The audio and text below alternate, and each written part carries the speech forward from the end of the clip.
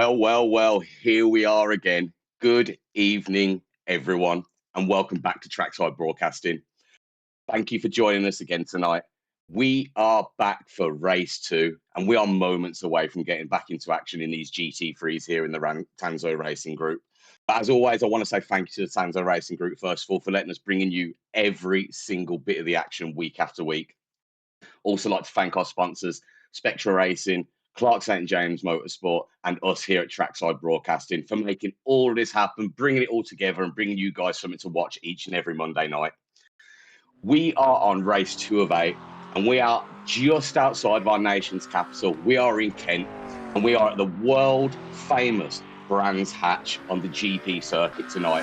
And it is truly a best of British track, if I do say so myself. I, of course, won't be bringing you all of this action alone.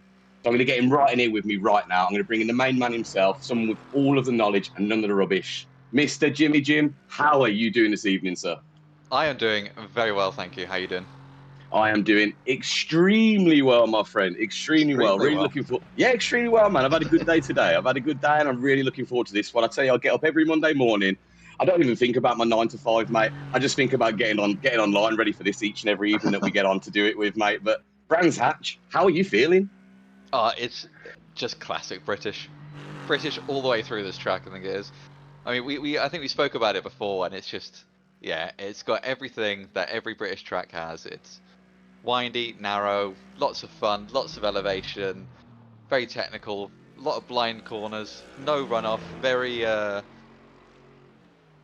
unforgiving is what I'd say. So it should make for some really very entertaining racing, if absolutely nothing else. But yeah, I've got to agree with you there. I've got to agree with you there, Jimmy. As great as this race is, and it's going to be, especially when me and you found out earlier in the week when we were going around it, for me especially, it was very unforgiving. But we'll get into all of that a little bit later when these guys are out on track and slogging it along for the next 60 minutes like they're going to be doing for us. But Jimmy, before we get started, do you want to just remind everybody at home, what the Tanzo Racing Group brings us this evening, how it all works out, my mate? Yep, so we are on round 2 of 8 at the moment in the, obviously, GT3s. So it's an all-British season this season, and we're currently at Brands Hatch. So the drivers right now have a 15-minute qualifying session, so they're on their own for 15 minutes. So they can put in the best lap times possible, not have to worry about other people or anything around them or anything going wrong. They can just get their heads down and get the best position on the grid. After qualifying, they'll have a brief 5-minute break where they can do whatever they want, do whatever pre-warm-up race rituals they have, and then we're into the 60-minute race. It is going to be a good one. We had a great opening week last week, didn't we, at Donington? And I'm hoping, again, best of British, another great track, just like Donington. Everybody knows it. Everybody knows Brands Hatch as well.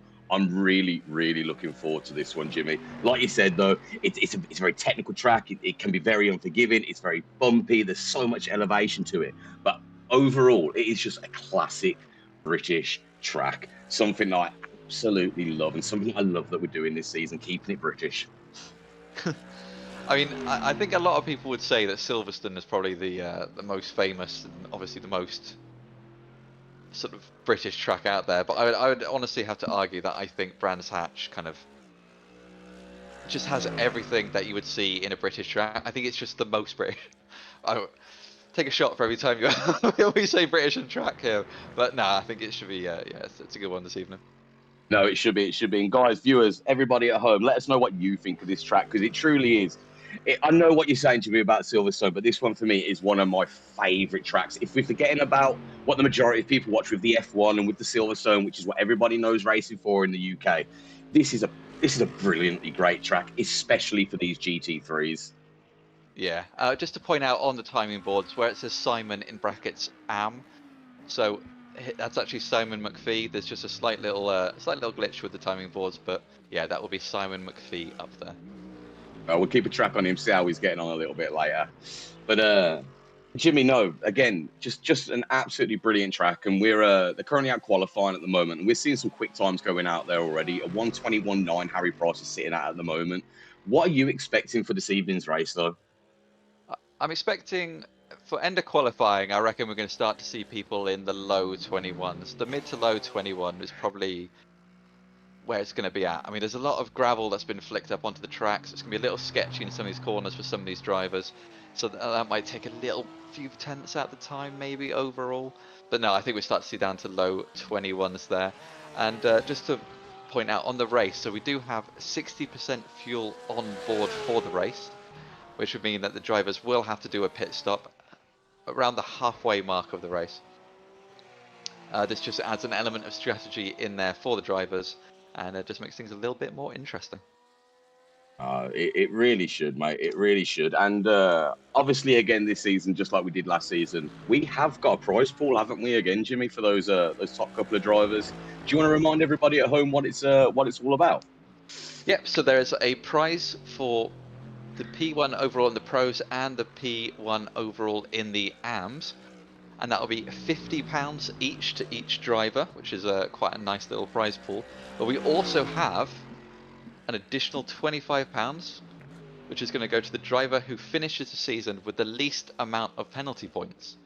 So the safest driver is going to get a nice little £25 bonus as an extra little incentive to encourage the nice safe driving that we like to see around here. That is brilliant. That £25 as well, viewers, and Jimmy, just to remind you all, that has been very, very kindly donated by our very own Harry7 and his YouTube channel, Murby Goes. Go check him out, guys, on YouTube. Brilliant driver, brilliant content he's got on there. But thank you again, Harry, for putting up that little bit of an extra incentive if you're going to be driving smart out there and keeping it clean all season. But it's one of them tracks, isn't it, Jimmy? It's not as wide as some of these drivers have been used to in the past in previous seasons, or even Donington last week, which did allow a little bit of more room. You can see it here as we're following Harry7 out on track at the moment. Runoff wise, there isn't really a lot of it. You're going to be hitting a brick wall, and if you're not going to be hitting that wall, you're going to be in the grass, you're going to be in the gravel, so you've really got to be careful this race. Yeah, when you say there isn't a lot of it, there's none of it. There is essentially just grass on the edge of all this track, and that's why it makes it a little extra technical around here. And it's one of those tracks that just rewards bravery. Like, there's so many blind corners. We'll do a track run through at some point in the race as well, so you can see what these drivers see. But there's so many blind corners, so many like awkward, difficult little apex and corners, and such crazy elevation stuff around here. It really does just reward bravery or an element of stupidity, possibly. But it depends which side of the coin you're looking at it there, Jimmy. Definitely. But it's one of those as well. It's something that I've noticed from watching other GTs out this week, because I've done a little bit of watching some other leagues and some other seasons go along in the past on this one. You are really on the limits of this track, aren't you? You are using as much of those track limits as you can. You're getting right on the curbs in some bit. You're putting your car in some mental spaces just to get yourself ready for the next corner. It really is a different kind of track. Yeah, because you want to be over to these far edges as much as possible. And if you brake with two tyres on the tarmac and two tyres on the gravel or the grass, you just lock up and you spin. So you have to be right, absolutely on edge, but still keep it just within those track limits. Also, just to point out, we have got Simon's name fixed. And as Marshmallow points out in chat, he was not doing a Beyonce. You know, up there with Beyonce and Cher, we have Simon. Classic, iconic as that Simon is. No, there you go, guys. You can see his whole name there now for you and his rank. You got Simon McPhee, and he is in the AM. The yellow next to their names obviously indicating that they are in the AM class, and the blue next to their name means they are in the pros. But Jimmy, we are just over 10 minutes into qualifying at the moment. Let's have a quick rundown. So you got Andy White currently sitting up there at the moment, a 1:21.5, followed by Harry Price and Craig Corish. Just an interesting one. That was your podium finishers last race as well at Donington. That was your top three right there. Now, I do believe it was actually in that exact order as well. Andy White came P1 last week, followed by Harry Price, followed by Craig Corish. So I'm expecting some good things from these guys. They're sitting at the top of the leaderboard already, mate. Yeah, I mean, we saw absolutely insane pace from them, and like, although they were battling, they were still able to gain time on the others. It was just, yeah, phenomenal driving we saw from them. So I imagine we'll expect to see the same thing this week as well. because they are teammates as well, aren't they, Andy and Harry? So it'd be interesting to see how they get on. Yeah, no, they are. So we'll have to see if they work together a little bit. I think it was Harry Price who said they were kind of mindful of each other last week. They didn't want to cause any problems between themselves or anything like that. So we'll have to see if it's the same case again. See if Andy tops the leaderboard again, or maybe Harry fancies it this week. And if he can get himself up there, we'll have to see where they all finish up when they do qualify. It should make for an interesting one. But just going to bring you over to the AMs for a minute there, James, as well. Elmer Van Beek, currently P1 in AMS at the moment, finished P2 at Donington last week. Daniel Poole, who's sitting in P9, P2 in the AMS at the moment, he was actually top place. So we've had a little bit of a swap round from them at the moment, but there is just under 3 minutes left to go. Yeah, but we're seeing a lot of drivers now just finishing up their qualifying. You can see them sort of pulling over. Not all of them are crashing onto that grass. They are just pulling over off track and then retiring the car for the end of qualifying. I imagine a few of them are making little mistakes and going a little bit off, but that is the kind of track we have today. Like we said, it is technical, it is like very complicated and very unforgiving. But no, yeah, 14 one-thousandths of a second between Ooh. the top two AMs, so there's basically nothing in it. Could happily go either way, and especially off the line as well. I mean, you're starting next to each other on the grid. Whoever gets the better launch could end up taking it. Well, it's a very chaotic first corner, really, isn't it? And we say it every single week. You do not need to get your racing done in the very first lap on the very first corner. 60 minutes of racing coming up in a few minutes for you guys, but they're going to want to be very careful going into that top, probably the first 2-3 corners, I would say, because whilst all the cars are bunched up and with a narrow track and cold tires and like you can see there, a little bit of gravel out on the track, it could really cause some problems very early on for some of these drivers. And we don't want to see anything like that, do we? I mean, you say 2-3 corners. I'm saying 2 or 3 laps. Yeah, the cold tires around this track are so sketchy. It does take a while to warm them up and to start getting that confidence in the car. But yeah, I mean, we say it every week.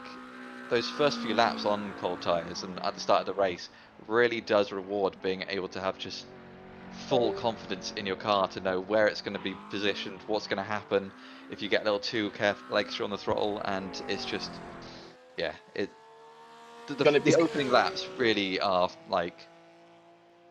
Sorry, you say what you're going to say? No, I was just going to say it's. I'm just going to completely agree with you there, Jimmy. It's one of those. Yes, I said the first couple of corners. I think that's just what I'm thinking just off the line initially when everybody's really bunched up. We see people starting to split up usually after a couple of laps. But no, I think you are right. The first few laps, these guys are going to have to be really careful. Like I said, it's really not a wide track like they've been used to in previous races gone by and in previous seasons. It should make for an interesting one. We've got 11 turns, Jimmy. The lap length about 3.9 kilometers, 2.4 miles per lap. They got plenty of space. There you go. There's a little bit of a wide out there from. I think that was that Mike Chadwick, was it? I think just going slightly wide there, but he'll want to get Yeah, that that shows sorted you how before he easy gets it is out. to just lose the car. I mean, it is qualifying, so they are pushing harder than normally would be, but yeah. Well, And there you also, go. good evening to you, Baz Racing in chat. Good evening, Bad Racing. Good evening, Baz.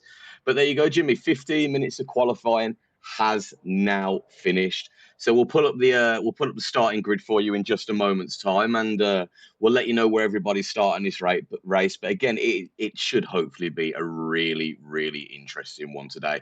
Track conditions, I'm not really seeing any problems. It should be nice and dry for them out there, nice and cool. But we'll have to see where it all goes. But Jimmy, let the viewers at home know exactly how we're starting today's race.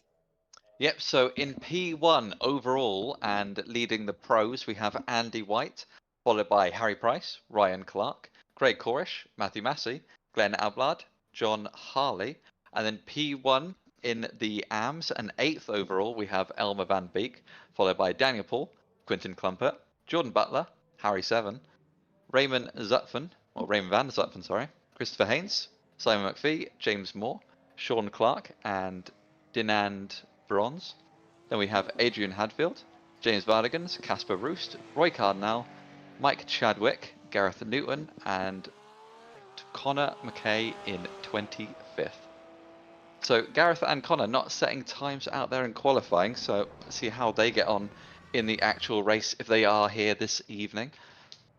Yeah, we'll have to see. We'll have to see if they do join us this evening there. But one name I did see new to us this season, new to us this season in the GT3s, Casper Roost down there, the pro, currently sitting amongst the AMs, about 4 seconds off the leaders at the moment. What's he going to have to do to get himself up there, Jim? Yeah, I mean, him and Harry both, I believe they were both AMs last season, but they're pros this season now, if I'm correct. So, oh no, he is an AM, my mistake. So, No, it was a mistake on the leaderboard there, Jim. I was under the impression he was a pro as well, but no, he is an AM. He is an AM. So yeah. we'll allow that one for now. But no, Casper Roost, we've seen him in previous seasons and we've seen him in other leagues. He's a brilliant driver. So I'm not expecting him to stay down there for too long. Yeah, I mean, him and I think Harry as well is gonna. I think this is going to be the biggest season for him. I think because last season he was the winner in the AM, so he has been promoted to a pro this season. So yeah, he's going to have to. He's going to have to show himself off a little bit and then prove that he is that pro that he set himself out to be. A lot of drivers here coming out to do their 5-minute warm up. Usually we see a lot of them kind of just sitting in the pit lane and getting themselves ready, getting themselves a cup of tea or something in that little 5 minutes. But no, we're seeing a lot of drivers come out here, so I don't know if that shows maybe not a lack of confidence in the track, but just wanting to get a bit more practice in before the race starts. Get used to the car on those colder tyres with your coming out of that warm up session, and getting ready for the race itself. It gets them back out on track together, doesn't it, Jimmy, for the first time? So maybe it's just from a lap or two, just to kind of see what everybody else is doing. We saw how close some of the times were out there between them. So maybe it's just a chance for them to see exactly where they're out on track with each other for a lap or two. Yeah, because you kind of want to know how... Because the cars drive differently when you're behind another car. You get that slipstream, you get that dirty air, and then around the corners, especially at high speed, it kind of just... It gives you a bit of understeer, pushes you a bit wide, so any practice you can do being behind another car will just help your confidence throughout the race of just learning, like, okay, well, if I'm getting this amount of understeer earlier on, I need to slow down this much in the corner in comparison to normal if I was on my own, and just learn how to just be able to get a bit more rotation into the car before the while you're battling with someone. No, and we're about a minute away. But just before we get underway, Jimmy, I'm a little bit disappointed this week because someone has let me down, and I'm going to call him out right now before we get underway. We've got just over 40 seconds before we do. Jordan Butler, what are you doing, Mr. Kachow? What's this Spectra team racing that I'm seeing now, my mate? I am very disappointed in that. I love seeing Lightning McQueen out week after week, getting the chance to say Kachow out there. And I know you've kept a little bit under your spoiler for me, but you've let me down, Mr. Jordan Butler.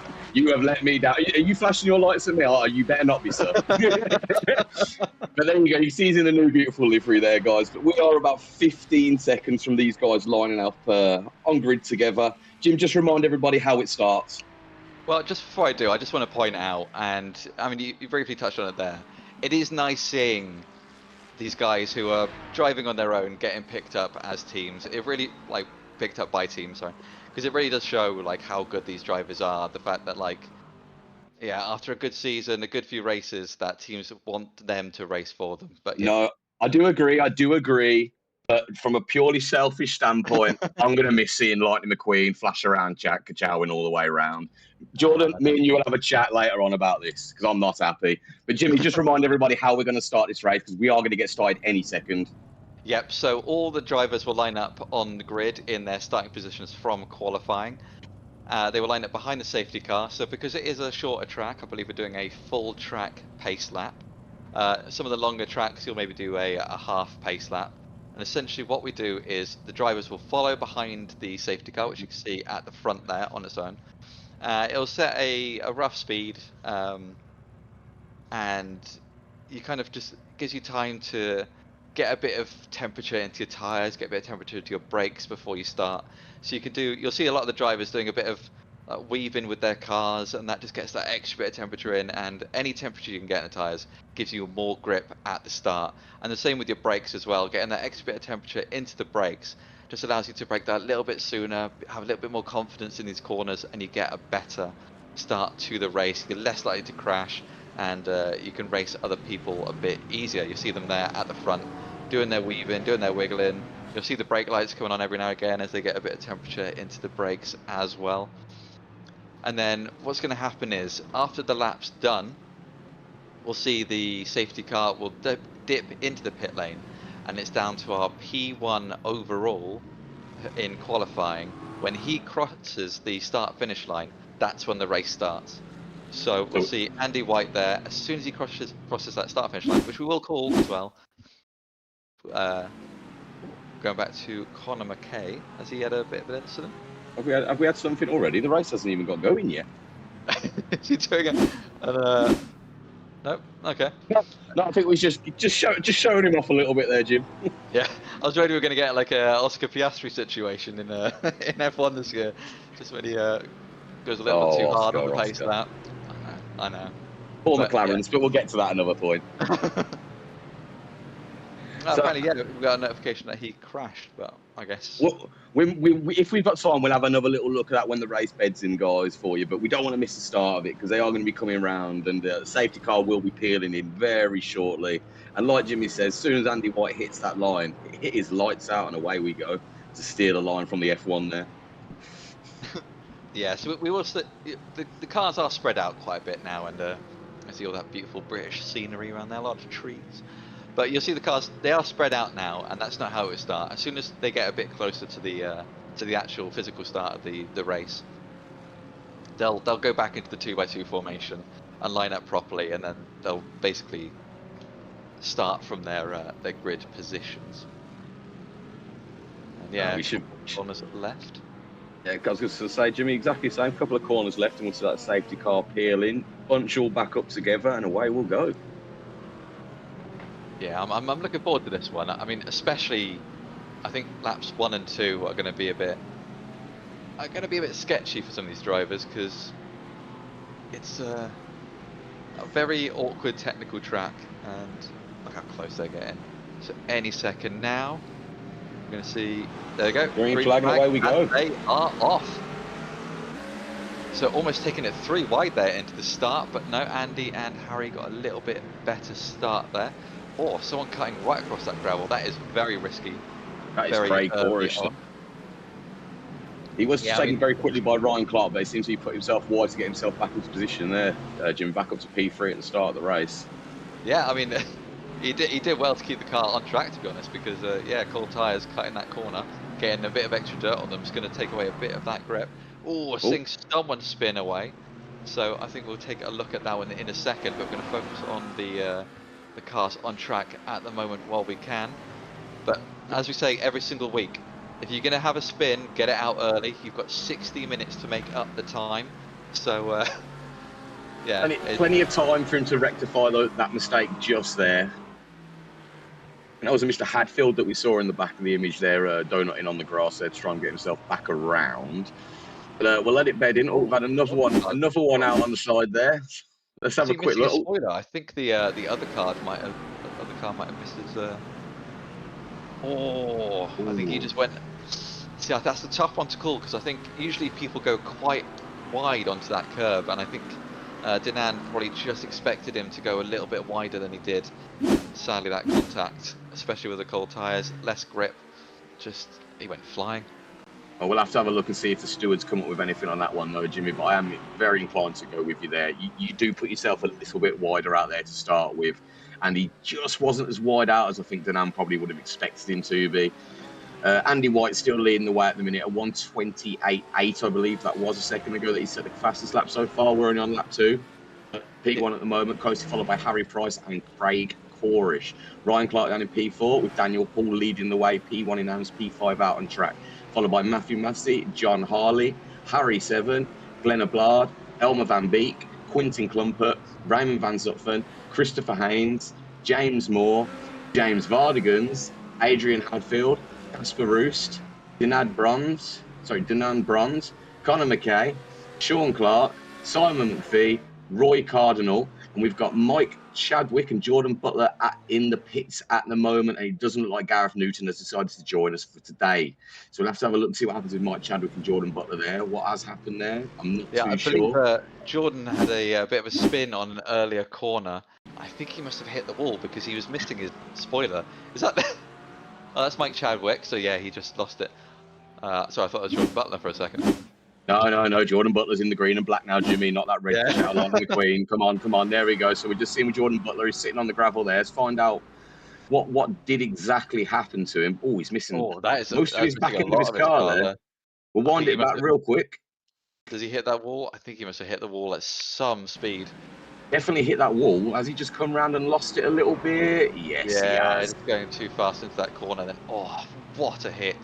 So the drivers do have what's called a fast repair, so they can dip into the pit lane and essentially get their car instantly fixed. It doesn't affect fuel and it doesn't affect tires, so normal pit stop stuff will take the normal amount of time, but a big crash like that just allows them to get back into the race. Oh, that's quite a big hit from Sean there. That is unfortunate there. A few drivers suffering early on there, but Jordan Butler and I forgot the name. I do apologise. Have come back onto track at the moment. What Chadwick? Sorry about that one. Yeah, Andy White bit of a though. mind blank. He's already pulled a second lead on Harry Price there, and Harry Price has already pulled 2.6 seconds on Craig Corish. So those boys, I don't know what they've been putting in their fuel tank, but they have been flying these last couple of races. So Well, you remember last week, Jimmy? I think the pair of them finished about 36 seconds above the rest of the pack in front of Craig Corish anyway, who was in P3 last week. 36-second gap they had.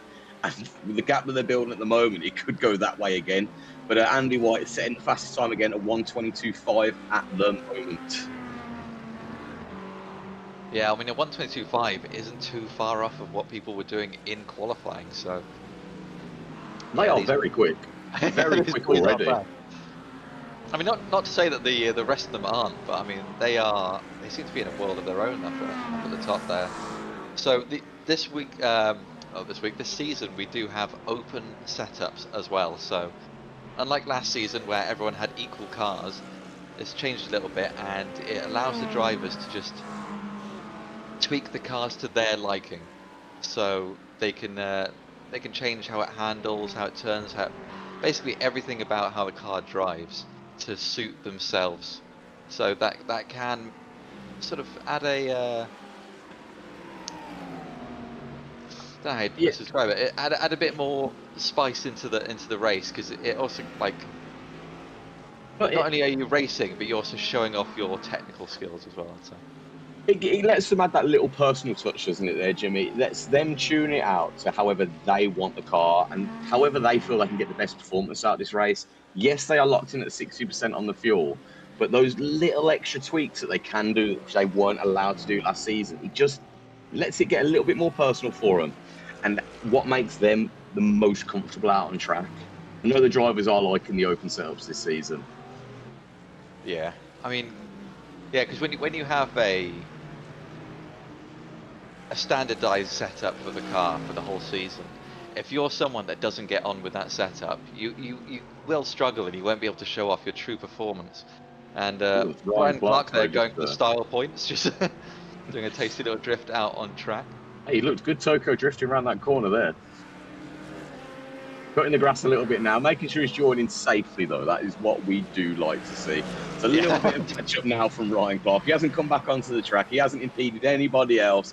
Yes, he's mown that lawn a little bit more than it probably needed, but a nice safe rejoin, Jim, is exactly like what we'd like to see. Just remind everybody again at the top of the leaderboard, Andy White still sitting out in P1 with Harry Price in P2 and Craig Corish in P3. That is your podium spots at the moment in the pros. Daniel Poole, P5 on track, P1 in the AMS at the moment, with Elmer Van Beek down in P9. So he's got a few cars in between him and Daniel Poole, but he's sitting in P2 out in the... So P9 out on track, P2 in the AMS at the moment, with Raymond Van Zutphen down in P3, but Quinton Klumper has stuck himself right in between the two of them. Yeah, I gotta say, I'm very impressed with Daniel Poole because being an AM, he started fairly kind of middle to lower part of the leaderboard. Oh, get a bit argy-bargy there, but no, And he they're goes, still fighting together. I he's mean, fighting with John Harley there out on track, backing and forth in the positions there, Jim, between fifth and sixth, the pair of them. And they're still going at it. One of them's got to concede, though. You can't keep it too wide the entirety of this track. I think they're going to. I mean, that was a beautiful, not necessarily a switchback, but cutting in on that corner to get like the earlier apex and get ahead of him there. I mean, that was a great bit of driving we saw from. But I'll tell you, Jim, it takes grande cojones. I think I can get away with saying on his best of British. If you know Spanish, don't give it up. But grande cojones absolutely needed to keep it too wide and to keep fighting the way that they do round there. Yeah, I mean, Daniel Paul, we saw him flashing his headlights there. I don't think he did anything necessarily dodgy, but I mean, they did have that little coming together, but I wouldn't say that it was that bad. It was just a little bump coming around the corner, but yeah. You don't want to be driving angry, because when you drive angry, you don't drive as quick, so hopefully you can take a deep breath and then catch back up. But I mean, as an AM, he's still doing phenomenal to be that high up the leaderboard. But whatever he did at the start of the race, he's coming right back at him again. But whatever he done at the start of that race, Jimmy, it's definitely stuck. Because like you said, he's gained a fair few positions there. I can't quite remember off the top of my head where he did start. But no, he there you go. Sorry, no, I do. P10, and he's went up to P5 in those first few laps there, Jim. Yeah, and I mean, we can go back and take a look if possible. I mean, that would be, yeah, I'd love to go back and see that. So let's take a look here. So we're on board with Daniel Paul at the moment. Center of your screen at the moment. Yeah, absolutely flies off the line, those cars there. But then he gets ahead of the green cars as well. So when does that happen? Keeps the inside line. Keeps it defensive. Oh, he takes three on the first corner pretty much, and he's sitting behind those Spectre boys at the moment. I think there's two fighting behind to help to keep them, those other two pros a bit further back. But then when does he get in front of these guys? Because do you reckon these two side by side maybe fighting with each other has allowed him through here? Because he's quick up behind the back of him. He's gained what, 3 positions already? Where's the other two coming from? It's definitely these two, but when does he get it? Yeah, because of how tight this track is and how awkward some of the lines are, when you do fight, it does slow you down quite a lot. But we're going to go back on board with the live race here, just in case, so we don't miss any of the action. Harry Price gaining hugely on Andy White at the moment. He's gained half a second since the start of the race, because Andy did pull a 1 second lead originally. But both of them already now 10 minutes in, and they've gained 4 seconds on Craig Corish. But not only that, Craig Corish has also gained 4.5 seconds on Matthew Massey. So those front 3 runners, just crazy quick. The front 3 from last week are doing it again 10 minutes into this race, Jim. They are sitting 1, 2, and 3 again. Like, where are they getting this time from? Because these guys are really... Maybe we're going to have to make a new class here for these 3 alone at the moment. Put them in something else just to give everybody else a fair shout, really. But no, they are absolutely flying ahead. And I'm sure Momo Competition, with whose drivers are Andy White and Harry Price, are going to be very happy at the moment. Yeah, I mean, is Craig Corish driving for any particular team that we know at the moment? Because if not, I mean, his pace, he should be picked up, I would say. I mean, he's got... It just looks like he's got Clark St. James down the side. Yeah, he's driving for Clark St. James Motorsport again this year. So, no, he's definitely been picked up, and I'm sure they're going to be happy with P3. But at the moment, Andy White and Harry Price absolutely flying away with it at the moment, 11 minutes into this race. Yeah, Harry Price has just did a 1:21.9. So fastest lap of the session. They're back into the 21s, which is genuinely like... That is phenomenal. Yeah, it's near enough qualifying times for these drivers. So that is some very fast. The reason why I say qualifying times as well is because your tyres are a bit warmer during qualifying, but also you have a lot less fuel on board, so you will be going a lot quicker. I'll tell you, Jimmy, I don't know if you've spotted it in the comments. Baz Racing again. Andy, Harry, and Craig will absolutely run away with this one. At the moment, Baz, you are right looking at it, but with what? 48 minutes left to go. There's a lot of things that could happen, but it is looking like they're going to run away with it again. Yeah, when we just saw the reverse shot from those two there, they're already coming up on a lapped car, so this could be a bit interesting, see how they navigate it around this track, because it is so narrow and windy and difficult. And we already saw that, like, I mean, these drivers are good enough to go too wide, which is just incredible. But yeah, how do you navigate the slower cars without being able to basically say, can you move over to the right and let us past while we have our race? Well, I So, tell you what, one of the ways, Jimmy, that I think of can doing it is Andy White and Harry Price giving themselves such a lead already. It gives them that little bit of allowance to maybe manoeuvre around the back markers, which they're going to have to do in a minute. But just jumping off of that, we've had a crash out on track. Casper Roos has had a crash. Let's go and have a quick look at that, Jimmy. see what's happened to Casper here. So he's coming off the hairpin, getting back on the throttle. Should be a left-hander here. Oh, he just dipped his tyres on the grass there. Yeah, he's got his inside tyres that little bit dirty with the mud. And on braking, one side of your car is braking harder than the other side because the other side is a bit muddy. So yeah, it's easily done on a track like this. And I would say, if I was a betting man, I reckon we're probably going to see a couple more of those. Oh, that was very lucky there, because that lapped car, I believe, lost it a little bit on the corner there. I think he was looking in his mirrors a little too hard. But it allows these boys to go side by side to start racing a little bit. So Sorry, just at the top of the leaderboard, Harry Price and Andy White are fighting currently at the moment, Jimmy, as you can see out on track, side by side at the minute. Yeah, are we going to get a new race leader? So that's Harry Price now in the lead. I think he's going to have the better run out of this corner. So who's going to... Oh, but then Andy White carries a bit more speed. Next corner, can he keep... Because, I mean, going tight on the inside of that corner is difficult to... yeah, I think the outside line is so much quicker there. But he still holds it and is able to pull it around the outside, using all the track, keeps all that pace. Right, Jimmy, sorry, I'm going to interrupt you right there, because I don't know if you can see it on the leaderboard, mate. Craig Corish has dropped down to P9. It seems as though he's gone off track, he's crashed. Let's find out exactly what happened there, because he was absolutely flying along as well. So coming off the same hairpin we saw before, and oh, he just gets on the throttle a little too early. Just a tad too soon. That spins his back end round. It's come round. It's not quite so low to him just yet. Held it quite well, but that has seriously impacted his position out on track. P3 down to P9 currently at the moment. He's not going to be too happy with himself there. No, but I think he'll be somewhat happy with the fact that he knows he's got the pace to get back up there. He already pulled 4 seconds on Matthew Massey, wasn't it? So yeah, I reckon we'll see him by the end of the 60 minutes back up there. I think it's going to be one of those tracks where... Oh, a little coming together there from Christopher Haynes and Raymond Van Zutphen there. Yeah, that's a bit of a cheeky overtake. I wonder if we can go back and take a look at that from a different angle. But let's just see what happens there.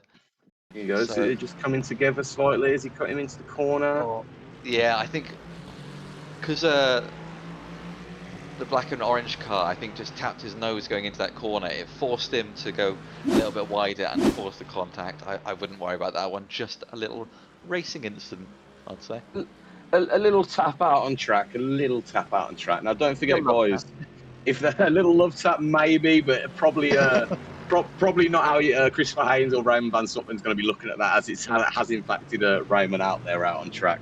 But your new top 3 at the moment, Harry Price leading the way, followed by Andy White, who's just on half a second behind him at the moment. Your new P3 is Matt Massey. But Jimmy, look at that time gap these two now have on P3. Nearly just over 9 seconds they've got now, with Craig Corish dipping off track and giving those positions up. They have 9 seconds clearance. We are 16 minutes into the race, 12 laps in. That is a phenomenal lead for them two out for in a mono competition very early on. Yeah, I mean, one thing to point out as well from Craig Corish losing those places is put Daniel Poole back up into 6th place as an AM. But also, let's not forget Elman van Beek in the top 10 and 9th place and 2nd place in the AMs as well. He's having a great race. Well, he's sitting P2 again in class. He finished P2 last week. Can he improve on that, or is he going to sit around about the same kind of times there, mate? Because I think he's definitely going to be looking at these two pros in front of him and hoping just something happens with Daniel Poole where it can hold him up. Or I'm not saying we want Daniel to go off track or anything like that. I don't think Elmer would want him to either, but he's going to really need to chomp down some of that time to get himself up there to challenge Daniel Poole. And I said it last week, Daniel Poole, I don't know how this guy's classed as an AM. He drives like a pro each and every week that we've been following, hasn't he, Jim? And he's doing it again at the moment. Yeah, he had a great start to the race. He was just able to hold those positions. But I would say, in Elmer Van Beek's defence, if you can get P2 every week, that might end up outdoing sort of someone that gets a few P1s, but then ends up further down the grid due to mistakes or something, or over pushing the car. So we could be seeing the next Mr. Consistent from one of these drivers, and yeah, I'd keep an eye on them. Also, Baz Racing in chat, been racing with those guys for the last few years, so know how fast and capable they are in reference to Harry Price and Andy White. And yeah, I mean, And Craig Corish as well. He and knows Craig all Course three as of well. them. Yeah, I mean, they are very, very quick drivers. So I do just want to touch back on the livery for a second, but Jimmy, Elmer Van Beek's livery for the Flying Dutchman racing team, that is, I love that. I love that livery. I love that livery. And you did call it last week. It kind of reminded you of something else. Do you remember what that was? Because I can't quite remember off the top of my head. But yeah, it's a beautiful livery, isn't it? the Porsche version of the Flying Dutchman livery had that. It had a reference to the Rexy livery. If anyone has watched IMSA or The WEC, I Rexy believe. livery, yes. I couldn't Yeah, remember what it was. I know me and you spoke about it after the race last week because we both were very impressed by that livery. Look at it there. Looks yeah, absolutely has a teeth evil. at the front. Yeah, if you haven't seen it before, I'd recommend looking up the Rexy and the Spike liveries from AO Racing. It's an IRL racing team, and yeah, it's a nice little homage to them, that Flying Dutchman one, but that Flying Dutchman one is. Now, I would say I'm gonna be bold here and say it might be my favourite livery no, I was of just this about group. to say, and I'm sorry, Jordan Butler, but I've absolutely raved on about your livery. But like I said at the start of the race, you've let me down a little bit. Purely from personal preferences, I like Lightning McQueen. I think that Flying Dutchman livery is absolutely brilliant. I think that is my new favourite as well, Jimmy. So we're in agreement on that one. But Jimmy, Sorry. we've had an. Oh, go on, sorry. Oh, I think yeah, you were about to call it there. I was just about to call Yeah, the same thing. we've had another incident out on crash, another incident out on track. Denand Bronze has crashed, and I think this is his second incident now this race. Yeah. So what's happened to him there? He's just gone a little bit wide onto the grass. Tries to take tries the next corner a little too quick, but he's got too much mud and grass on those tires, and then I just can't get it back together. I'd say it's one of them, right? And a lot of people, like maybe some of the viewers at home, might think about this, like have this thought in their mind. But it's something that I quite often forget as well, because me and you, obviously, we do a lot of racing between the two of us as well. It's a game, but ultimately, at the end of the day, these grass traps that come out when you get onto your tire, the gravel that gets thrown out on track, it really does impact the cars, doesn't it? I mean, iRacing is at a heart, it's a sim. It was originally designed for training IRL drivers. Like it was originally designed for, I believe, training NASCAR drivers, and then it evolved. It simulates like everything, well, pretty much that a real car does, all the way from dust on track, grass, hot tires, hot brakes, cold brakes, like slipstream, like literally everything you could think of.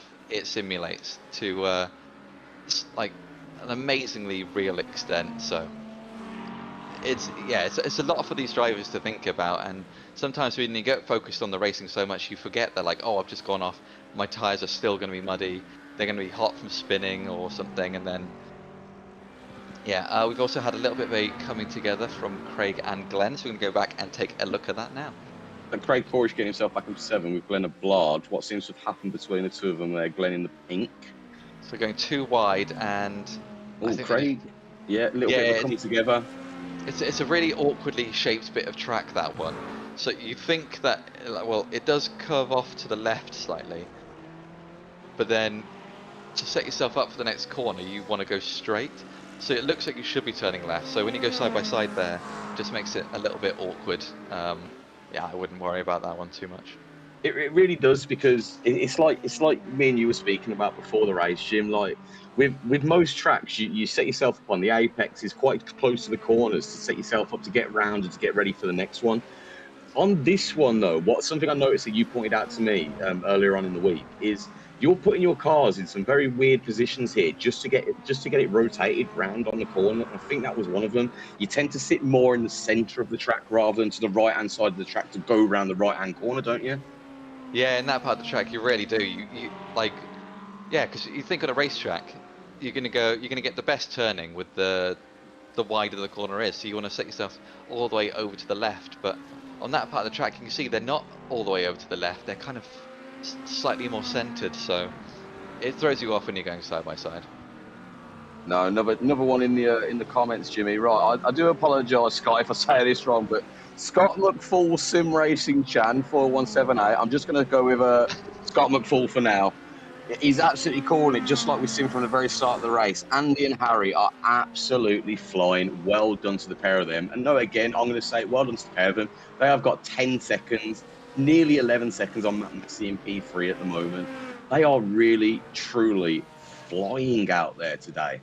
I've got a feeling, and I don't want to call things too early, but I think you might be looking at your P1 and 2. Which order, I don't know at the moment, Jim. But if these guys are consistent as they were last week racing for the hour, I think we're looking at the top two again here today. Yeah, I mean they've been kind of going back and forth between who's further ahead than the other one, and yeah, you see them occasionally dropping off a bit of pace like here and there. I mean, overall, I mean, Harry Price setting a 1:21.6, as I was just about to say. There's a yeah, I don't believe they're 1,000,000% consistent around this track, but 999,999% consistent. I think it's doing them well enough. I think that's as close as you can get it as you can, Jimmy, as you can. But we've had another incident out on track. Ryan Clark, who you can see down in at the moment into about P10 at the moment. What has happened here? So it seems to have tracked off a little bit wide. Has that messed him up for the next corner again? That is part of that corner, but he's gone a bit deep there, taking a little bit too much speed into the corner, and then yeah, when you're turning and braking, you can only. Oh, that was very close. Was that a Dinand? bad rejoin. Yeah, I think he did just clip him then. Hopefully, Dinand didn't take any damage from that, but I think yeah, he needs a bit of a warning for that one. He should have waited for the car to fully pass before going. I mean, you just mentioned it just there. He's going to get possibly a little bit of a warning. We'll have to keep an eye on that one, see if the marshals let us know if anything does happen like that. But just to remind everybody, there is penalties in this race, isn't there? You do get pulled up on tapping the cars next to you, a little bit of dangerous racing, completely causing a major accident. And worst of the worst, if you hit those 20 incident points, you're going to get yourself a drive-through. It's not going to want to be something these drivers are going to be looking at today, is it? They do not want that drive-through penalty because it is a very long hit as well. No, not at all. I mean, we just saw it quickly on screen. Lovely overtake there from Craig Corish, nearly up into top 5. He is working his way through that field. So there you go. You can see it. Car 21. That is Ryan Clark. Unsafe rejoin. There you go. So he's had a warning for that one. Nice. I mean, as we should. I mean, you got to be careful because you don't want to be ruining someone else's race, do you? No, not at all, not at all. Now, we're 25 minutes into this race. We're coming up to the half an hour mark. Just remind everybody how it sits at the minute. Harry Price leading the way at the moment in P1, followed by Andy White and Massey. That is your podium positions currently in the pros. Followed by John Harley in P4, followed by Harry 7, Craig Corish, Daniel Paul, P7 out on track at the moment, P1 in the AMS. Closely followed there by Glenn Ablard in P8 with Elmer Van Beek, P2 in the AMS, followed by Quentin Klumpert and Christopher Haynes, followed on by them with Raymond Van Zutphen, James Moore, James Vardigan, Adrian Hadfield, Simon McPhee, Sean Clark, Casper Roost, Dinan Bronze, and Roy Cardinal. We've got Ryan Clark just drips into the pits. Mike Chadwick is out there. He's about a lap behind at the moment. With Jordan Butler still in the pits, I don't think he's coming back out at the moment, or is it maybe just an early pit? But we've lost Conor McKay and Gareth Newton today so far. So, Jimmy, 26 minutes in, we're coming up to that halfway point, like I just said. Pit stops are going to start to be happening now, aren't they? Yeah, and I think one of the most important things is definitely to practice your pit stops, because the difference can be seconds sometimes, whether you mess it up or not. And then if you go in too fast and you get yourself a penalty from speeding in the pit lane, you're losing an extra 20 to 30 seconds on top of that. So you've really got to be on it with even just entering and exiting the pit lane. So now, and then no, sorry, please. No, I was just going to say, because what it is I think I may be wrong in this one, but I think it was Dan Paul, who obviously finished P1 in the AMS last week at Donington. His pit stop managed to get himself into that P1 position, didn't he? He had a very good pit because he was, I can't remember exactly who he was chasing down, but he was behind someone for quite a while, and he was doing that fuel saving that little bit to give him that extra lap out on track, which he got. Put himself into the pits, got himself back out, and put himself into P1 and stayed there for the remainder of the race.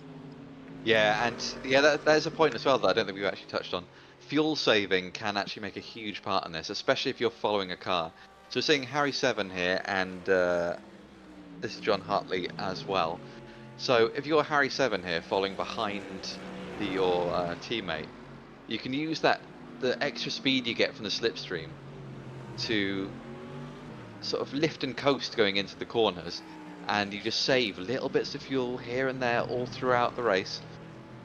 And what it does is your car then obviously gets lighter and lighter and lighter.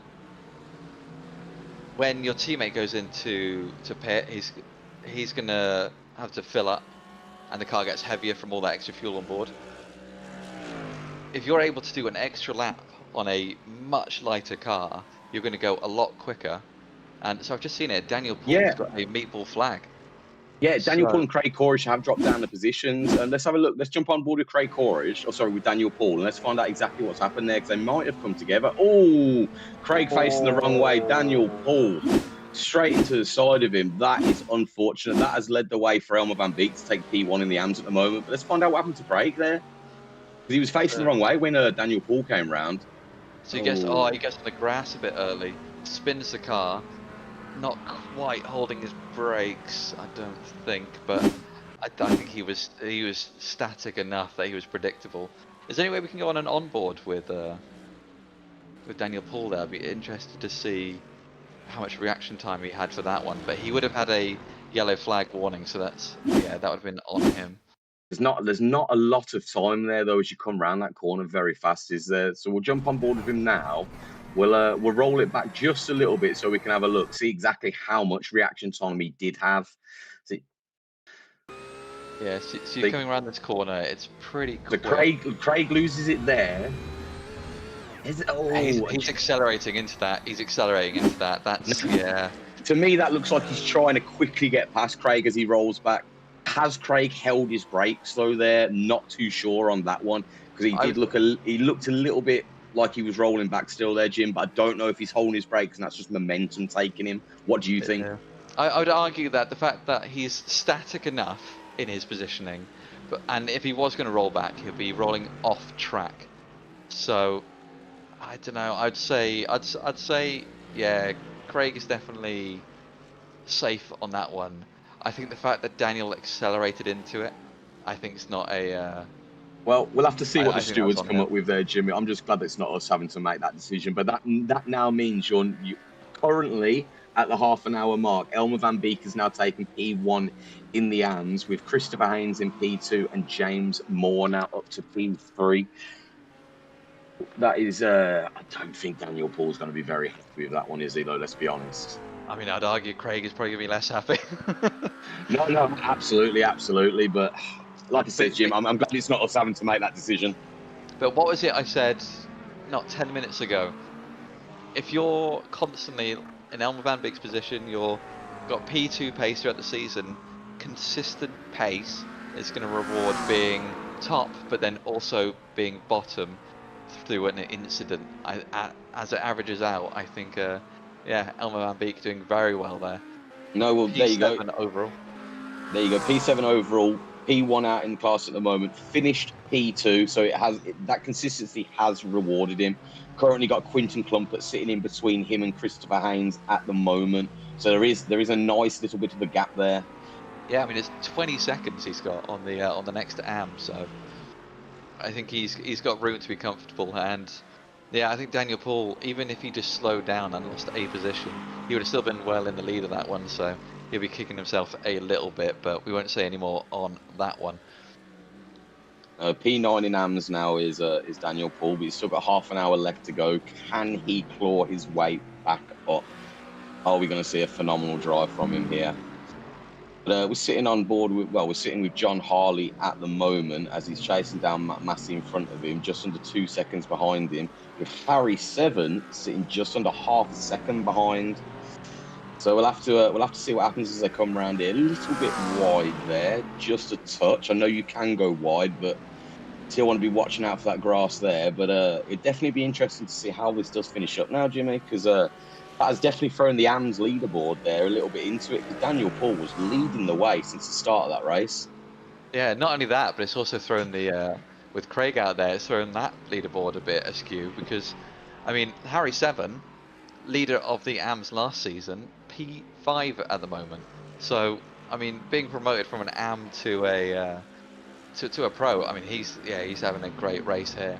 I mean, I think everyone that I'd say in the top 10 at least, I mean, yeah, they're doing really, really well there. I mean, we've had a few little mistakes every now and again throughout the field, but it is a difficult track. We talked about it before. It's very, very unforgiving, isn't it?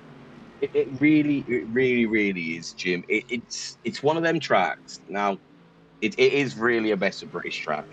It is top there, in my opinion. I know what we're saying about Silverstone. That is the iconic track of the UK. But this is a brilliant track, but it has its flaws. It's not so flowy like a lot of the other track. It's very technical. Again, it's very unforgiving if you make the mistakes. And we are seeing a few mistakes out there on track with a few of these drivers today. You've got to be so careful around there. But Jimmy, I just do want to pull back Craig Corrish. It did pop up on a second ago. Car number 13. He has had a 5-second penalty for that one, for not holding his brakes. Yeah, but at the same time though, it's a yellow flag, and I believe that the other driver should slow down. You see an accident, you slow down. You shouldn't be getting on the throttle, and especially at that speed going towards another driver. So We've got Daniel Paul. It's just not going for him today, is it? It's just gone from bad to worse now as we join him in the middle of the wall. Let's find out what happens. Someone else out on track there as well. it's Too that big soon. corner.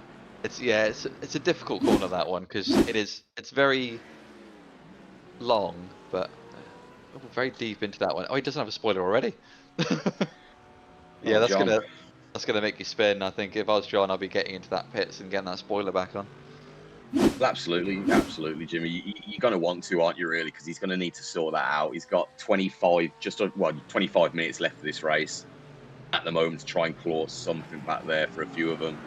But just at the 35-minute mark, Andy White leading the way with Matt Massey in P2 and Glenn Ablard in P3. Now, I believe then position changes are down to the pits at the moment. So we'll touch back on the leaderboard in about 5 minutes or so time and see where everybody's sitting, when I believe everybody should have pitted by then. And we'll see how everybody's sitting. But currently, Elmer Van Beek still sitting in P1 at the moment for the AMS, with Christopher Haynes down in P2 and Raymond Van Zutphen in P3 for the AMS at the moment. But yeah, John Harley, there he is. You can see it. The meatball flag's come out. He needs to get himself in and get that repair on the go. So let's see exactly what happened there. Has he got his spoiler there? No, he doesn't have the spoiler on that one. Yeah, you can see it's just missing at the back. So you just that's what happens. You're braking, you're turning, and you got nothing to hold those rear wheels to the ground. So no, the car just goes flying. There you go. You see him jump to the pits for his fast repair there, and we'll have to see what happens. He's still sitting in there at the moment, down to P19 currently, but he's still sitting in the pits. Little bit of a wobble. Little bit of a wobble there from Harry Price. Yeah, that's gonna make you pucker, isn't it? But we'll look in front though, James. He's got the top 4 cars in front of him, all in the pits at the moment. Yeah, he'll come out in the lead, I think, quite comfortably. But depends. Oh, Andy White on the pit exit already. No, Andy White's come out. He's kept his P1 for now. Yes, he has, with Harry Price now taking back up to P2 at the moment. So Harry did gain nearly a second through that pit stop, because he did. There was about a 2-second gap between the two drivers, but then, yeah, even with having the better pit stop, he wasn't able to quite gain enough. But we've seen their pace. We've seen some people, especially after they've had their pit stop, they gain so much more speed, and it'll bunch the field up once again. Well, Harry's chasing down. He's got himself. Sorry, carry on. I was just going to bring Van Zutphen, getting very close up behind Christopher Haynes, looking to make a move very soon. No, certainly all I was going to say is Harry Price, he's brought that down to, well, just over half a second, as you can see now on Andy White in front of him. So he's catching him back up. Very good pit, gained some time there, and he's joined back up with his mono teammate there. But look at that, 22 seconds, James. They've got to P3 at the moment. Yeah, there's something they're doing is definitely working. We have had another crash behind us with Simon McPhee, so take a look at that one. Well, that's a very jazzy livery behind him. I like that livery. So what happens here then? Oh, little synchronization. Well, the drivers won't be happy with that, but that did look good. Yeah, I wonder if there's maybe some gravel on track or something, and then it's just throwing them off. But it seemed to catch the pair of them, didn't it? Him and Adrian Hadfield at exactly the same time there. Yeah, but usually you can see the gravel. I mean, was it just a sympathetic spin? Car in front of you spins, and you think, you know what, I'll spin as well. Casper Ruud has been black flagged though, so I wonder what's happened with him. But yeah, I mean, as an odd part of the track, since they both took different lines into the corner, I'm genuinely quite surprised that they both spanned at the same time. Well, I definitely don't think Simon McPhee was sitting there thinking, "Oh, go on, you span, I'll span too." There, Jimmy. Yeah, I mean, you're not going to spin on purpose, but is he going to Harry Price looking to make the move there on Andy? There you go. Just Jimmy on that one. Car 19, Casper Roost, incident limit reach. So yeah, he's going to have to serve his drive through now. Yeah, so I mean, I don't know if we mentioned it earlier, but a drive-through penalty basically means you hit a certain amount of incidents during the race, whether it's going off track or bumping into another car or having a spin, and you basically just got to go into the pit lane and you got to drive through at pit lane speed, and then you just come back out and carry on driving. Kind of serves as like a 20 to 30 second penalty for not being overly cautious as you drive. Roy Cardinal just got a black flag as well there, Jim, sitting in P18 at the moment, so he's going to have to go in and serve one as well. I would imagine, obviously, instant limit has been reached there as well. Yeah, I mean, I would probably wager the majority of it is just, like we're saying there, cars just going a little bit too wide on some of these corners, trying to carry a little bit too much speed. And yeah. Roy Cardinal. You go, confirmation, incident limit reached, Roy Cardinal. That is... Yeah. No, please. No, I was just going to say that's going to be really unfortunate for them two there, but safe driving does reward you, and again, it's just remind everybody it will reward them at the end of the season as well. So definitely not going to be wanting those drive-throughs and those penalty points. Yeah, I mean, yeah, we talked about it. There's no runoff, there's no safety net on these tracks. You've just got to be careful, and it's just so easy to go wide. Right, Jimmy, it is one of my favourite segments. Every single time when we're out here watching these guys race, we're going to sit on board with Andy White. I'd love for you to call it as he comes round again.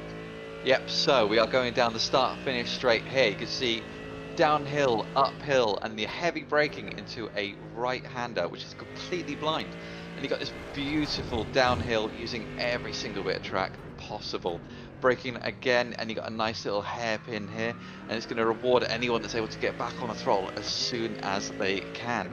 Left-hander here, you might want to cut the curb slightly just to carry a bit more speed, going as wide as you can to carry that speed out of the corner as well. Then we've got this really awkward uphill left-hander here, so it's got an odd braking, but then you're blind coming out of it because there is a hill again, which leads into the sort of back straight of the track, and we get a roller coaster like huge downhill, gain loads of speed, and you get this a slight uphill, I don't know how to, like right-hander, quite wide, and again cut the curb out of here, track as wide as you dare, and then we are going downhill and then uphill once again, like very much like a roller coaster, into completely blind right-hander. You want to get back on the throttle as soon as you can, but it's so sketchy with how close you get to that grass. Nice little left-hander, 90-degree there. Run off, use all the curb to keep your car on track. And the last corner of the track, right-hander, again uphill, downhill, back onto the main straight, where you want to position your car roughly in the middle, left-hand side-ish. to come back round. So it's a very, very quick lap for these drivers, but you can see there's multiple blind corners. The elevation with the uphills and downhills is crazy. Your braking will be inconsistent each time because there's more braking with the front tyres. So when you're going downhill, all the weight of the car is on those front brakes compared to when you're going uphill when none of it's on those front brakes. So it rewards extra skills going around this track, which you just don't really notice or see when you're just watching from a sort of a TV perspective. But when you are these drivers, it gives you so much more to think about, and that is why these drivers are going off, because the braking's never the same for the corners, and it's there's just so much to think about, and you get so little runoff or safety on this track is just impressive.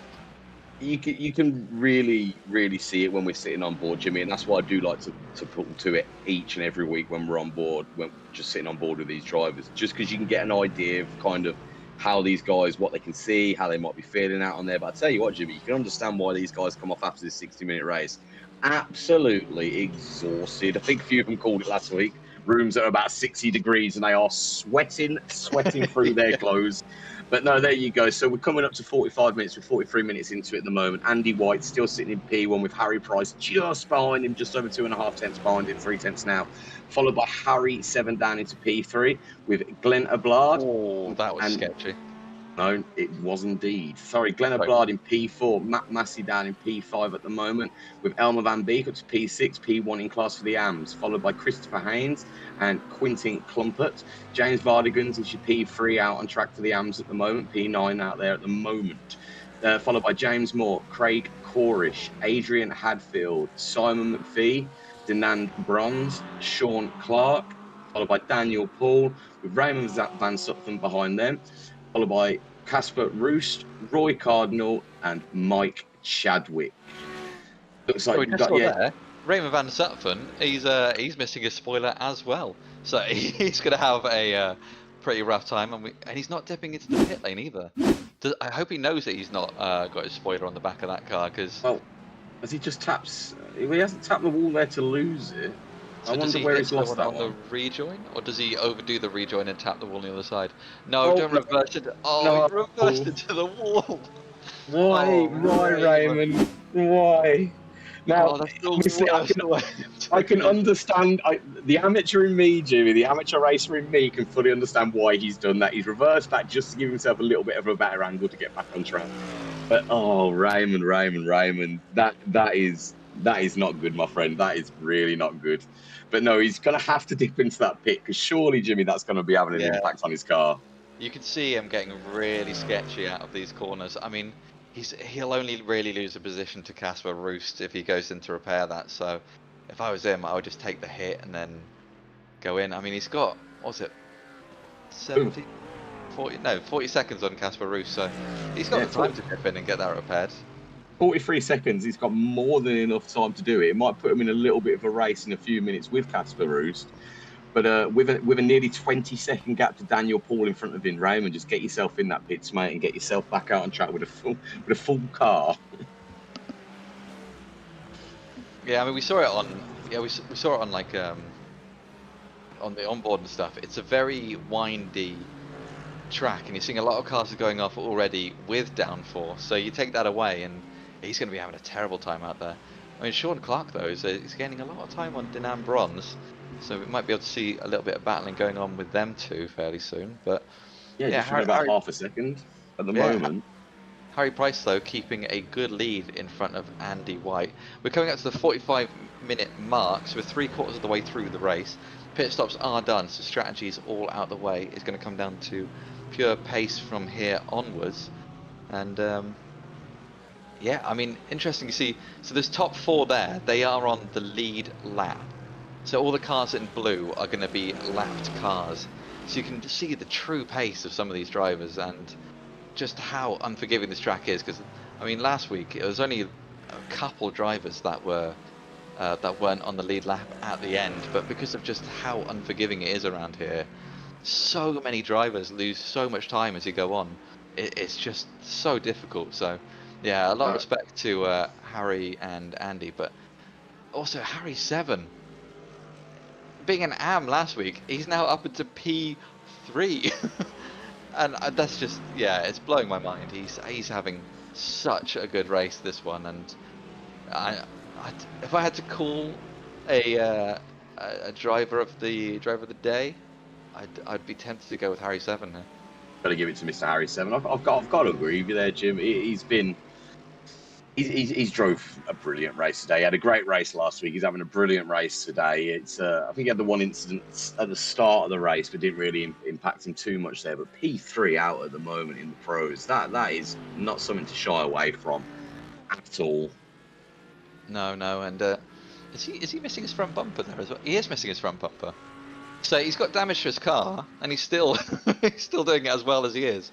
Well, he's gained nearly a second since we started talking about him a moment ago, Jimmy.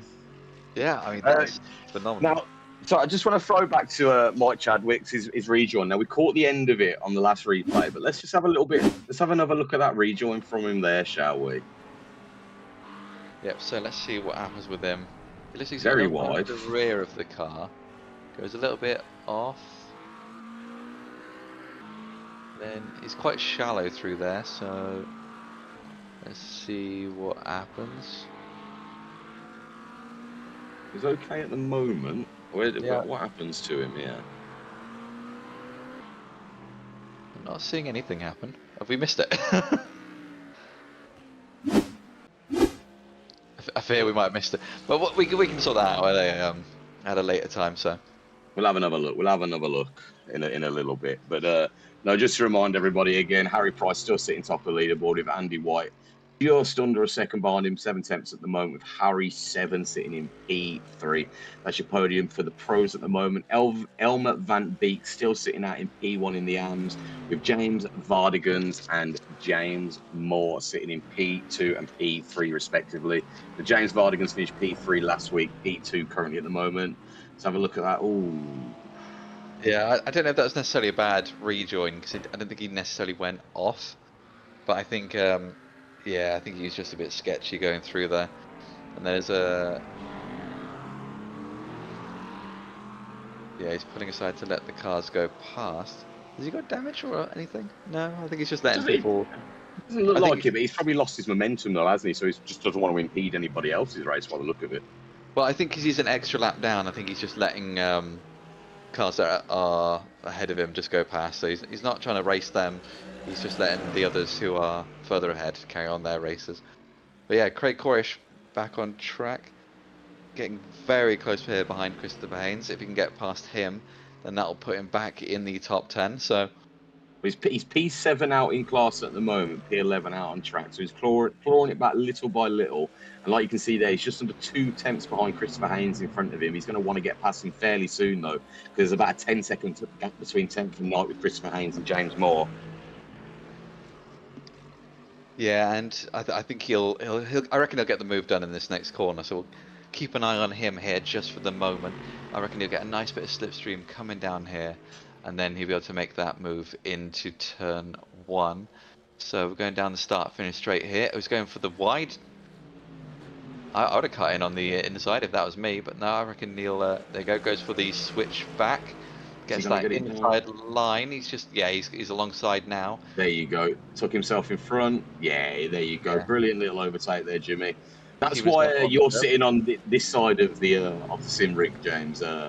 What you would do and what Craig would do, 2 very different lines, but it seems like Craig absolutely nailed that one this time.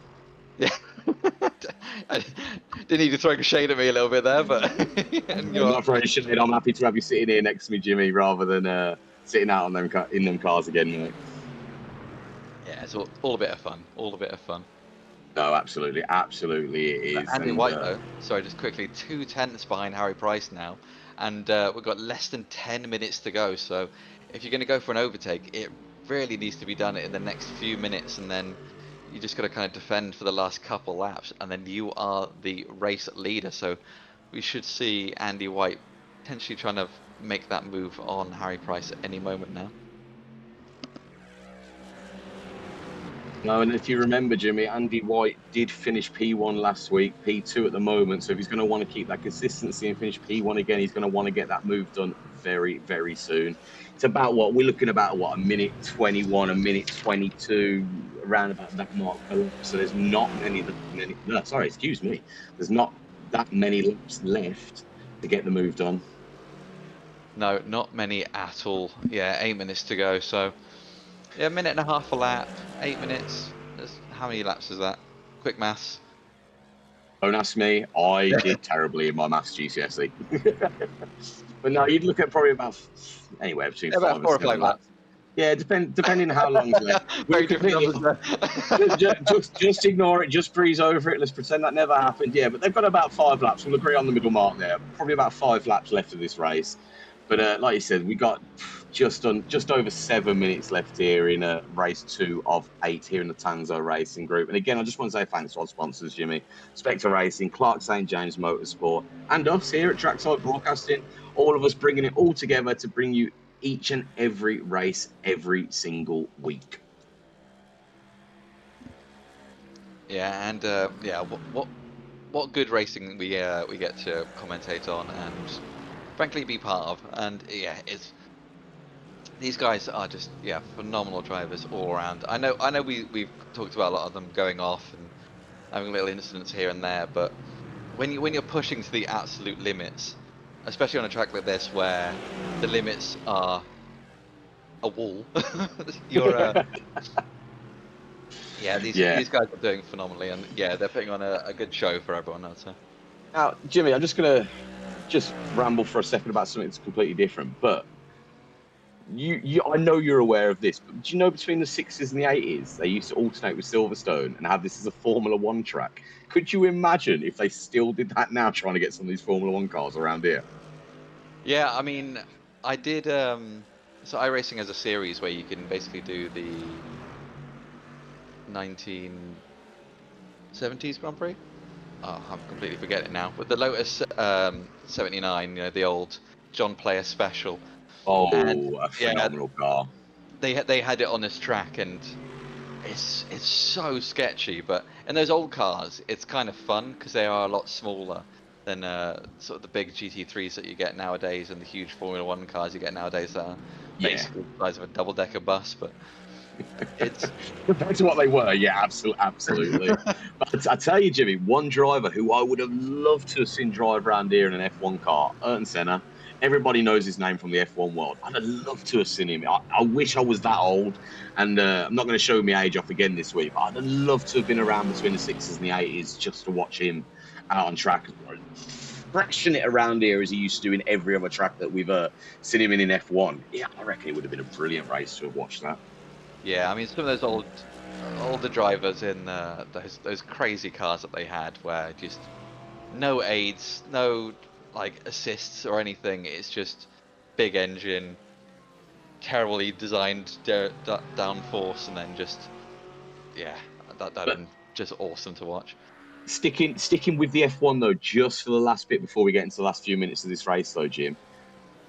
Film, I know myself and you have watched it, but if anyone's seen the film Rush, which follows James Hunt and Niki Lauda, this was the actual track that James Hunt managed to clinch his first championship over Niki, who obviously had the injury earlier on in the season.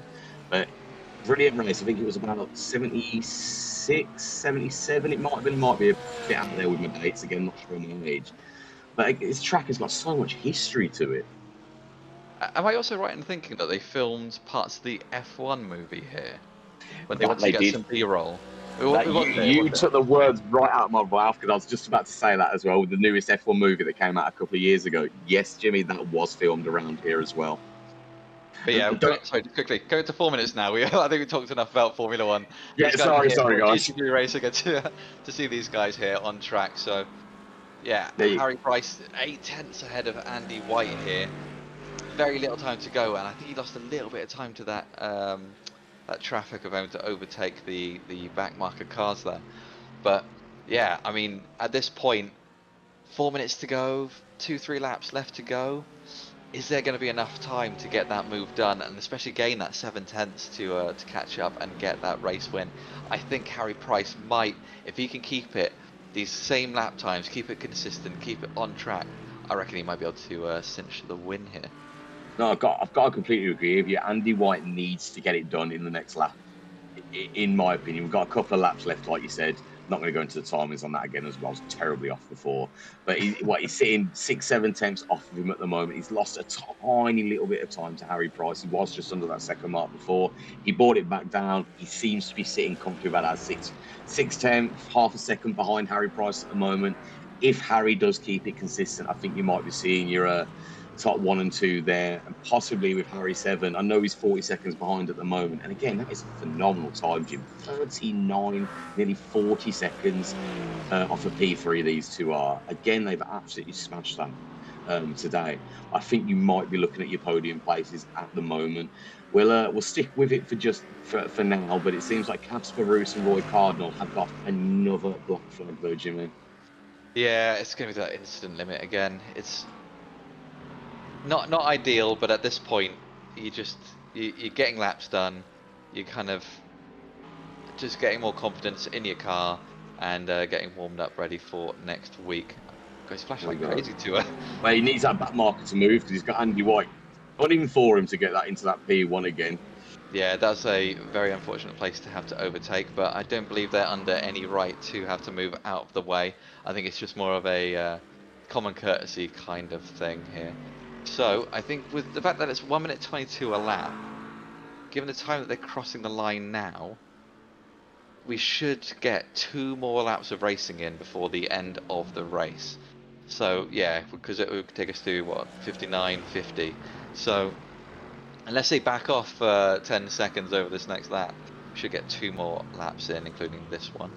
I don't think they're going to be backing off here, Jim. I really don't, because I think I think if Harry makes that decision to back off, Andy's just going to pip him straight away with 7 tenths off of him, just under 7 tenths at the moment. What a move by Craig there to go around. Yeah, that was good avoidance skills from him there, because the car in front just lost it a little bit there. But yeah, so everyone's kind of paced out a little bit at the moment. It's just Andy White and Harry Price here battling for that. I mean, Harry 7 still on the lead lap though, and yeah, without a face on his car, he's doing phenomenally well. No, he really, really is, hasn't it? We called it at the start of the race, and we've called it now as well. He's doing absolutely brilliant. Yeah, you can see why he's been promoted to pros, and he's showing off his skill. There you go. I don't think he's going to quite catch them 40 seconds up to Andy White and Harry Price in front of him, but he's got to be. I'd be very happy with that P3 coming up into the pros now this race. Yeah, so they're just crossing the start-finish line now. So yeah, 10 seconds spare they had, and they would have they've had. That would have been the end. Yeah, but also just want to point out in YouTube chat we have Samantha Hopkins with "Come on, Andy, amazing driving again." Yeah, I mean you nailed it there. Amazing driving from both of them, and yeah, a lot of these drivers just phenomenal. There we go. So, take a little look at Harry 7 here. So has he had an incident? I'm not too sure. I didn't see anything flag up from our marshals, but he's just stopped himself out on track. Does he think the race is over? I think he might have thought the race was over there, and that's allowed Matthew to take up to P3. He's lost the place because of that. Oh, Harry! No, Harry! We've cursed him. The curse of the commentators there, Jimmy. We've absolutely cursed him, but we'll come back to that one shortly, mate. But let's follow Harry Price and Andy White as we get round to the end of the race here. 2 tenths in it at the moment. Andy's not giving it up. Yeah, I mean, silly little mistakes going on there on this race, but. Oh, you've got to feel for the lads. You've got to feel for him. Yeah, I mean, pulling over on the last lap. Oh, poor guy's gonna be kicking himself there. But there we go, Harry Price crossing the finish line, little flash, little wiggle, celebration there from him, and well done to Harry in first and Andy in second, with Sean and Dinan behind them physically on track, but they were lapped down, but they have finished the race as well. So it's Quinton Clumpert, Raymond Van Zutphen as well. So I'll tell you what, shall we jump on with Elmer in a moment and follow our P1 ammo over the line in a minute, shall we? But Matt Massey there taking P3 from a very silly mistake there from Harry 7. He will be kicking himself. Absolutely, and yeah, I mean, he's gaining on Matthew Massey here, but with one corner to go, I don't think he's going to cinch it. No, I think. Oh, is Matthew letting him through? As Matthew, are I they going think to do? Matthew. Are they going to do a They're going side Ferrari by and finish? side. Yeah, I was gonna say. Ferraris have finished side by side, but Harry 7 has taken back his P3. Now, I think Matt Massey might have given him that to him there. And so, Also, as he crosses I don't over, want to like take Ella away. Van Beek, Yeah, I don't want to take away from that lovely little moment from Harry and Matthew there, but what a race from Elvin Van Beek. I think this is his first win in the AMS, if I'm remembering correctly. So, no, yeah, I think you're congratulations very to right him. there. So, yeah, huge congratulations, Harry Price and Elmer Van Beek there. Beautiful drives, and yeah, great driving from all round. And you know what? We've said it, we've used a phrase before, and I'll use it again. Gentleman racing. British racing, British James, very No, gentlemanly. yeah, gentlemanly is like, the drivers are extremely respectful of each other. Yeah, there's a little clangs here and there.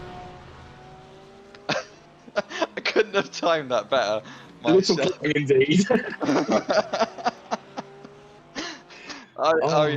That's yeah, not I think the race is over anyway. I think they were just being silly, but No, we'll definitely a bit silly there, but we'll pull up the final positions for you in just a second to let you know how everybody did finish up. But Harry Price has finished in P1 with Andy White in P2 and Harry 7 in P3 for the pros, and Elmer Van Beek, followed by James Vardigans and James Moore takes your AMS. James, take it away, my friend. yep. So in first place overall and in first place in the pros, we have Harry Price, followed by Andy White, Harry 7, Matthew Massey, and then P5 overall, but P1 in the AMS, we have Elmer Van Beek, then that's followed by Glenn Ablard, Quinton Clumpert, James Vardigans, James Moore, Craig Corish, Christopher Haynes, Adrian Hadfield, Daniel Poole, Simon McPhee, Sean Clark, Dinan Bronze, Casper Roost, and Raymond Van Zutphen. Then we have Roy Cardinal, Mike Chadwick, John Harley, Ryan Clark, Connor McKay, Jordan Butler, and Gareth Newton didn't start the race. So there you go. That is our 25 drivers. Well, what a race that was, Jimmy. And we're going to speak to a couple of these drivers now. But shall we start off with our P1 overall, and shall we get a Mr. Harry Price in here with us? Absolutely. Let's pull him into the chat.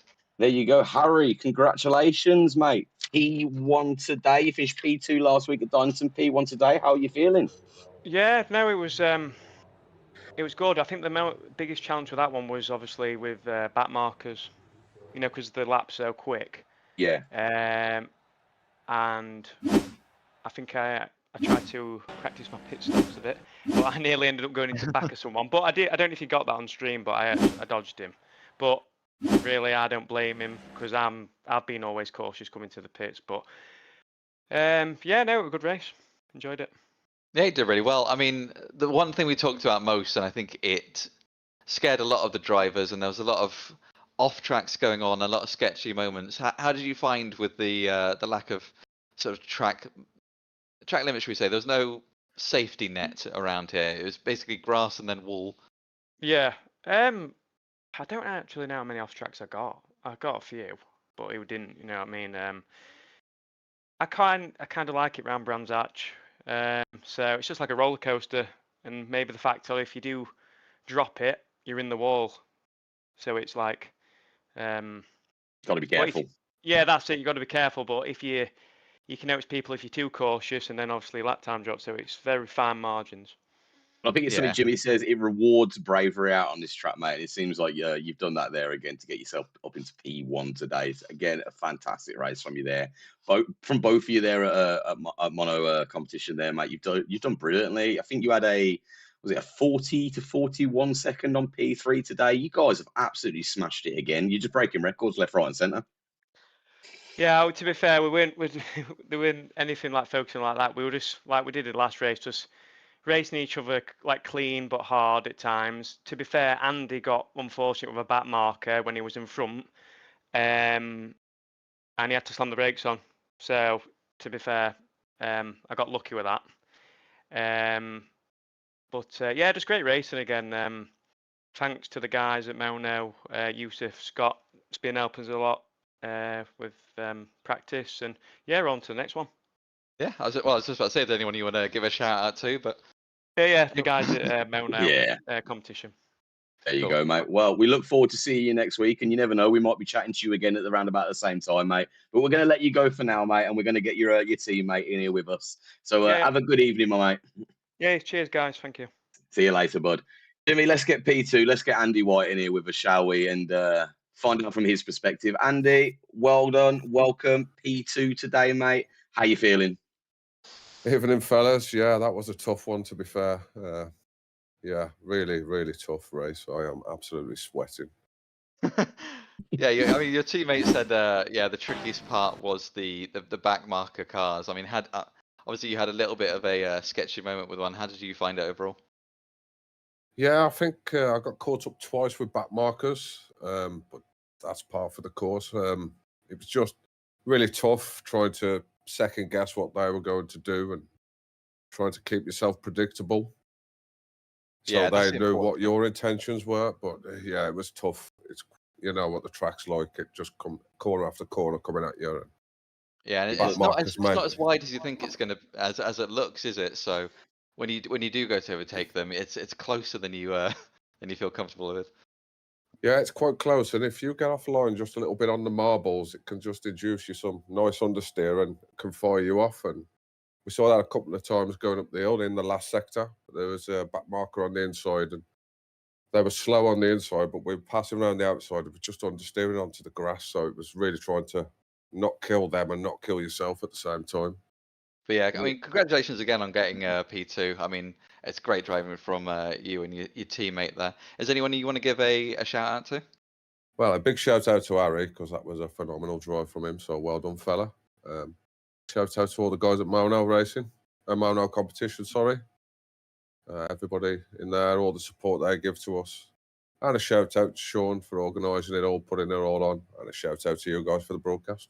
Oh, thank you very much. Thank you, sir. Thank you, sir. Well, we're going to let you go as you're absolutely sweating, mate. Go cool off. Go get yourself a beer or something like that and have a chill, mate. And then you never know, we might be speaking to you around about the same time next week. Yeah, I'll be back next week, fellas. Thank you very much. Good, man. Catch you later, my mate. Catch you later. See you later.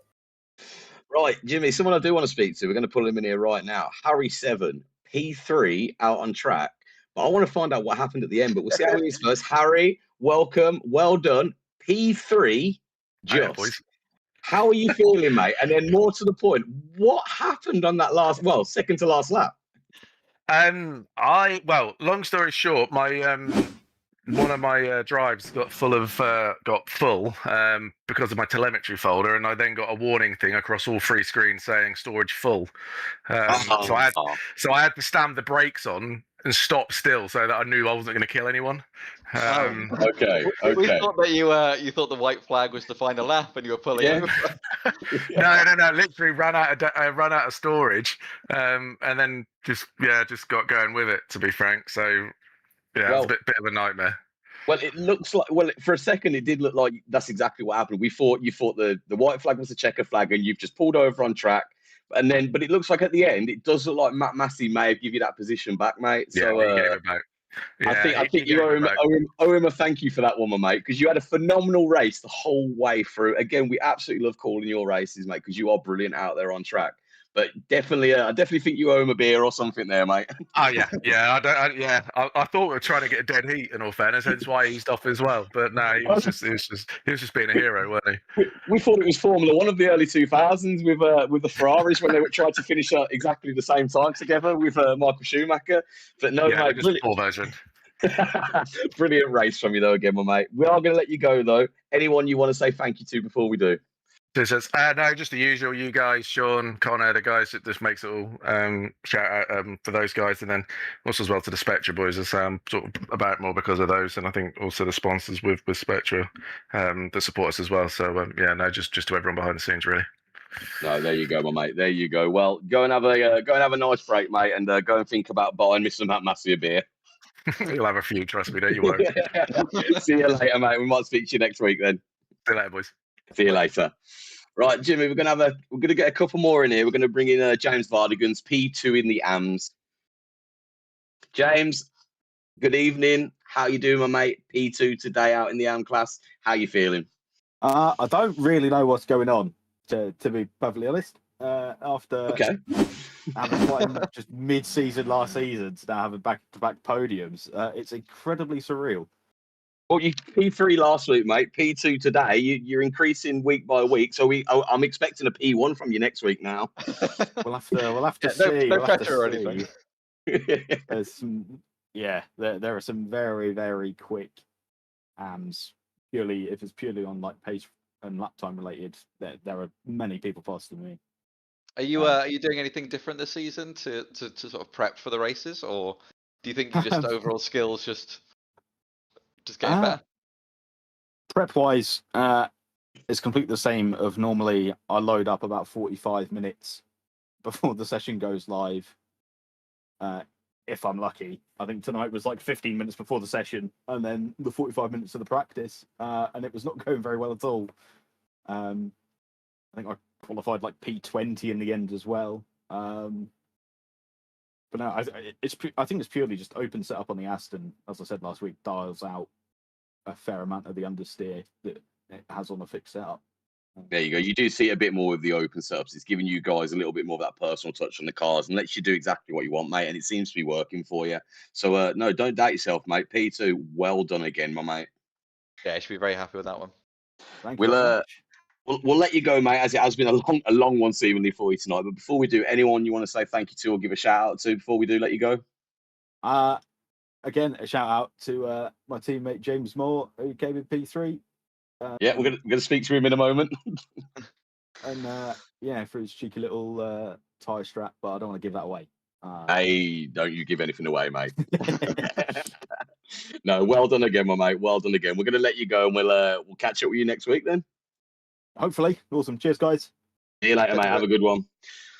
Right, Jimmy, one more. We're going to get P3 in the AMS and Mr. James Moore in with us. Like you said, it's James Vardigan's team, mate. Let's have a speak to him, shall we? James, P3 today. How are you doing, my mate? Evening, guys. That was pretty tough, wasn't it? You tell us, mate. You were out there. That was really tough. It's a bit like a mini Nordschleife, really, isn't it? Up and down, and you don't really get a chance to relax. The Aston Martin out there, it's not really suited to that track, I don't think. I mean, a lot of the British tracks are fairly similar corner-wise. Do you feel confident for the rest of the season, or are you just taking it one race at a time? I'm taking it one race at a time. I'm spending the week setting up the car, trying to make sure it's best it possibly can be for me and Vardigan's. Just trying to maximise what we can out of the car, really. We saw your teammate hinted at a tyre strat. Is there anything you want to disclose about, or are you keeping that hand close to your chest? I mean, I'll be open with it. It's a very heavy right-hand corner track, so change the left side only, and see where we ended up. And it stopped us from ending up in the barrier. Oh, nice. No, nothing fancy. Just a case of trying to survive. Well, your teammate, Mr. Vardigan's, the other James, he did keep that one close to his chest. But thank you for letting us know on that one, mate. I set the car up. If anybody wants to, I'm an open book. We like to hear it, mate. It lets us know exactly what we're dealing with when you guys do what you do. And again, mate, well done on the P3 today. We're going to let you go, though, my mate. Anyone before we do let you go that you want to say thank you to or give a shout out to? I'm going to shout out to James. He's been a part of the team for a little while now, but he's gone from strength to strength, and I'm really proud of him.